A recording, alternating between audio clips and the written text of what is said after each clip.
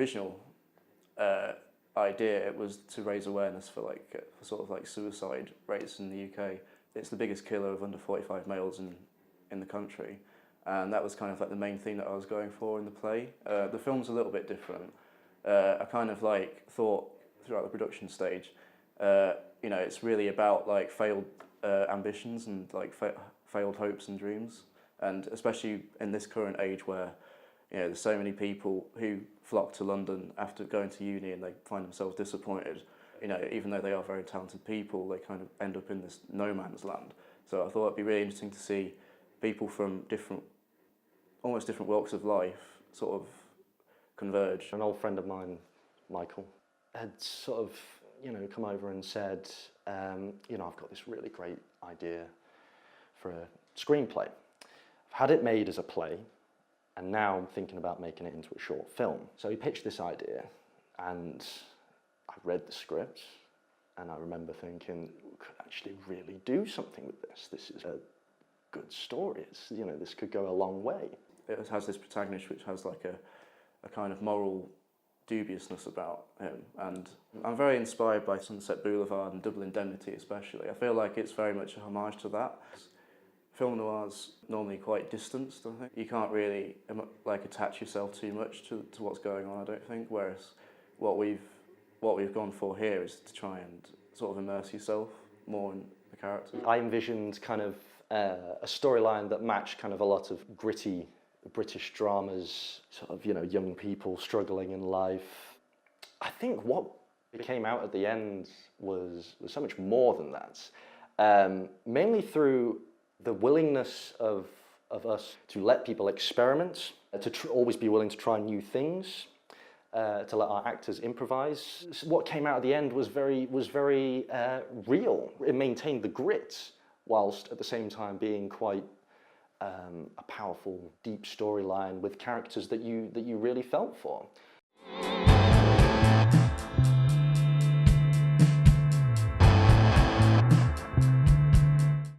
We definitely wanted amateur actors.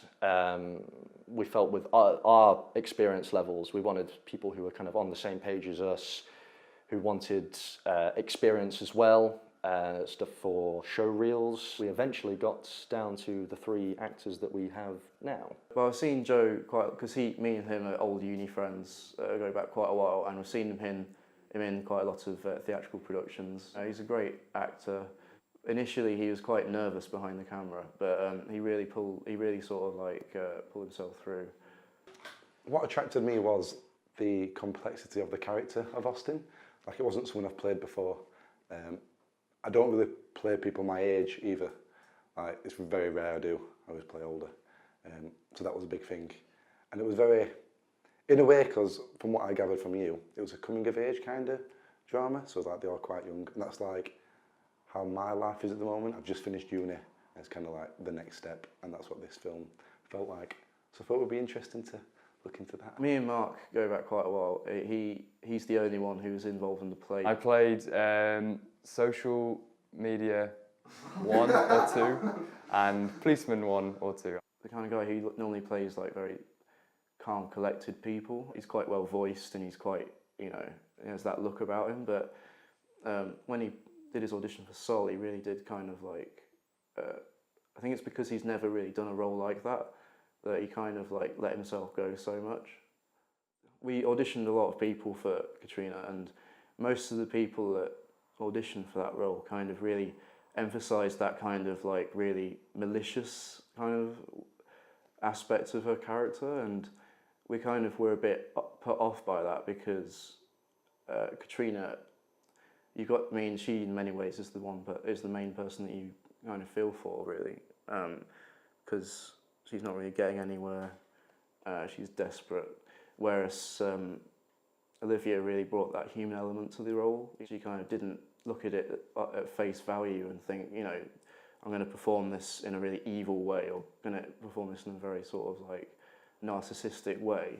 Yeah, it was just very natural. I think we took gambles to a certain extent. I don't think we fully knew necessarily from the video audition how much the cast could bring to the roles. But they brought so much more, so much more.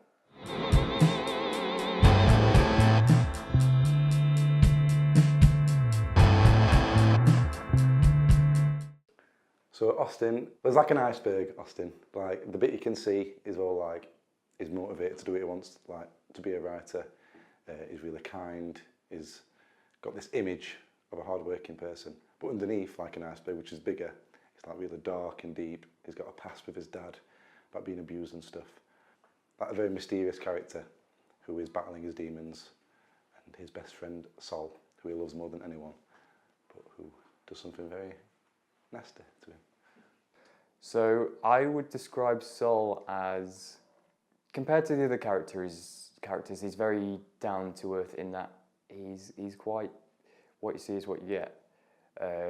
What you see is that he's a drug addict, and he is definitely a drug addict. There is no kind of hidden agenda or anything. The kind of admiration that he has for Ozzy is clear to see. He loves Ozzy, and that's what I wanted to show. And especially when I met Joe, we talked about it being closer, that we're actually brothers. You know, it all developed really nicely. It's I tried to look at it as from a realistic point of view, as what the drugs would do to him, but also what having a good relationship with people would do to him as well. Well, when I was first given a monologue, and from that I could tell she doesn't really know what she wants. She's very difficult. She's got quite a twisted side to her, probably because of upbringing and various things, but I think she's very conscious of what she's doing. I didn't want to kind of go for this, like, oh, she's just an evil bitch and she just plays that kind of high school bitch, like, who wants to be an actress, because it's never really like that. Like, obviously there are so many people like that, but I think with this character in particular and the way her relationship with the other characters, there's so much more to it.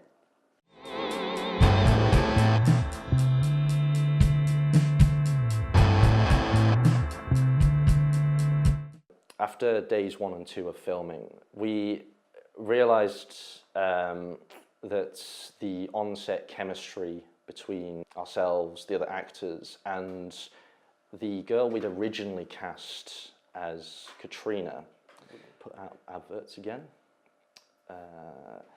candidates were found, and we finally settled for Olivia Talbot, who became the Katrina that is now in show with us.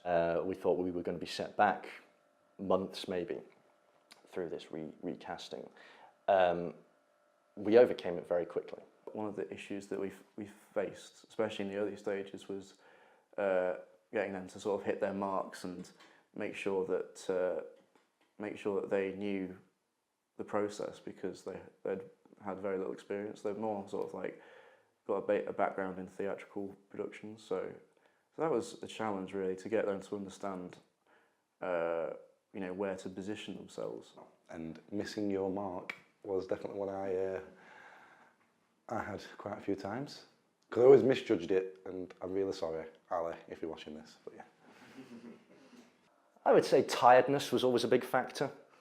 You'd get halfway through sets. Usually we'd be filming Saturday, Sunday. Sunday, God, you'd be trying to focus. You're trying to watch everything that's going on, and you're sort of drifting off in the corner. You see a couple of clips of Joe Facer, who plays Austin. You really see him having trouble in a couple of the takes. Where he's woken up at 4 a.m. that day, and he sat there and he's just rubbing his eyes, like, between takes.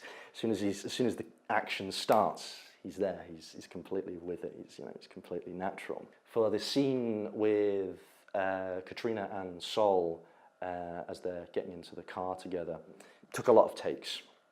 Very challenging, and very, very, very cold. It was very cold in many stages. Going outside, we really tried to get the realism in there. So when you see us shivering, we are shivering because it is so damn cold. Now, that helped, I would say, but yeah, it made tensions quite high at points. I think you got to capture the facial expression, right? I think that was hard, because then, like the office scene, the interview scene, I didn't really know what I was doing. I was just like, oh, I'm angry. And then I think when she first meets Mark, that was hard, because it's kind of like you need to show this attraction, but you also need to hold back, and that was hard.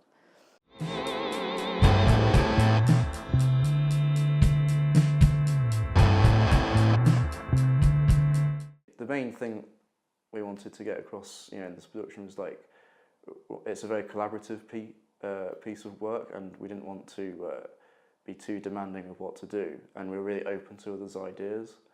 So, everyone really chipped in. And we had two great experts with us, Joe Worthy, our sound engineer, who was flawless in what he was doing, and Ali Farani, our mysterious director of photography, very thorough, a no-nonsense kind of DOP, and that's what I really liked about him. The relationship with the cast, I didn't like either of them. I thought they were horrible people. No, I'm joking. I got to know them really quickly and really well, unlike anything else really, because like other plays and stuff I did, you always hate one person, don't you? I hate Michael, but we'll not say it. You always have like difference of opinions with people, and sometimes you clash, but I didn't get that here at all, which is really good, especially with the crew as well. Like, everyone was really patient with everyone, so it was a really good place to work. Yeah, instantly clicked with them. Even like when you're being filmed, it doesn't even feel like you are, because you get yourself into that character, and because they were doing such a good job, it just made me really kind of feel like I'm talking to their characters, not even them. And then as soon as it was like cut, then you could just have a laugh with them, and it was very easy with them. Joe, we've just got on so well. We're even now discovering new things about each other that we didn't know. We've got so much similarity, and it really helped with the performances as well. We could act kind of like brothers, because in real life we've kind of got that relationship now. Bit of a bromance, so it's good. And the same with everyone. I mean, everyone just gets on so well, and I think that's because everyone's really committed to it. They want to see such a good thing come out of this, and it's been amazing.